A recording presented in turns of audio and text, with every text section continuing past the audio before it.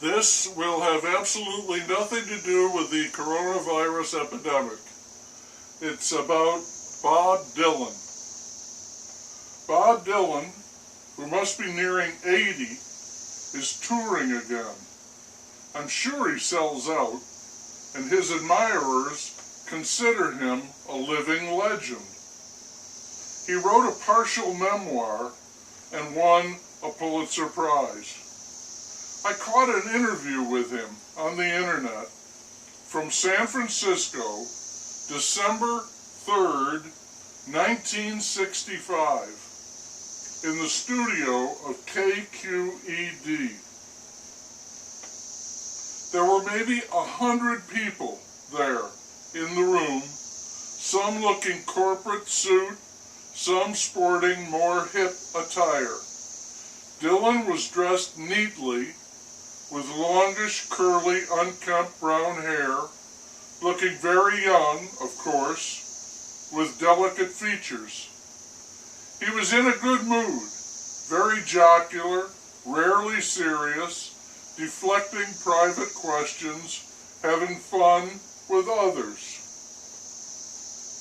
He chain-smoked cigarettes, downplayed everything, and said he thought it was kind of silly for me to be up here, and he sometimes scratched his chin. Here is some of what transpired in terms of questions and answers. Do you consider yourself a singer or a poet? I think of myself as a song and dance man. That got a laugh. How wasted is very wasted. Ruthless, very ruthless, and intoxicated to some degree. Is your music folk rock? No, it's more like vision music, mathematical music. Will you ever paint or sculpt? Oh yes, oh sure. Do you just sit down and write, or do you write on inspiration? I write on a lot of things. That got a big laugh. What poets do you dig? Rimbaud, W.C. Fields, those trapeze artists, that family, Smokey Robinson, Allen Ginsberg, Charlie Pride. You are very often hard on people in your songs. Why? I want to needle them.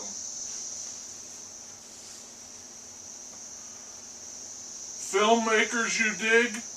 Truffaut. What do you think of people who analyze your songs? I welcome them with open arms. Do you find it strange to listen to other people's recordings of your songs? No, it's a heavenly kind of thing. Young singers you would recommend? The Sir Douglas Quintet, Paul Butterfield. Do you have a label, a role? I would label myself as being well under 30. My role is to stay here as long as I can. If you were draftable, what would you do? I don't think about what ifs, so I don't know. What kind of protest would you lead? Oh, I thought having people with signs, carrying signs, like the Jack of Diamonds, an Ace of Spades, a mule, some words. What words? Oh, camera, microphone, the names of some famous people. Are you a politician? I guess so. I have my own party, though. It's more or less the center, kind of on the uppity side. I don't think things ever work out the way you plan it. Is that your philosophy? No, that doesn't mean anything. What's the strangest thing that ever happened to you? Laugh. That gets a laugh. You're gonna get it, man. I'll talk to you later. I want to write a symphony. One whole album consisting of one song. Will you ever get out of music? If I get dragged, if something takes a terrible turn, then it's time to leave. Your songs are supposed to have a subtle message. He laughs. Who told you that? I read it in a movie magazine. Are your songs about real people? Sure, you've seen them. Who is Mr. Jones? I'm not going to tell you. I'd get sued. What does he do for a living? He's a pin boy. He also wears suspenders. How would you define folk music? A constitutional replay of mass production. Can you explain your popularity? No, I have no idea. Look, some people want to be famous. I was living in New York and singing, and this happened. How many people do you travel with? 12. 5 are in the band. And you have a private jet? Yeah. I just know in my mind that we all have different idea about the words we are using, so I don't take them too seriously. What if I say the word house? Your house will be different from mine. Is there anything in addition to your songs that you want to say to people? Yeah, good luck. You don't say that in your songs. Oh yes I do. Every song trails off with good luck. I hope you make it. Why write if you know it means something different to everybody? I haven't got anything else to do. Are the texts of your interviews accurate? No.